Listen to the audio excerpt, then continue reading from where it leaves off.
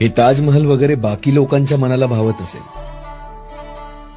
पण आम्हा मराठी माणसांचं मन मात्र या सह्याद्रीच्या कुशीत विसावलेल्या आमच्या राजांच्या गडकिल्ल्यातच रमतं. वैरी उभा बिकट खाली बेभान झेपुडी जमशेला धीट खडी वारे शिवा हे जात नको जीत हवी सगळ्याला जीत हवी हीच एक बात बडी वारे शिवा.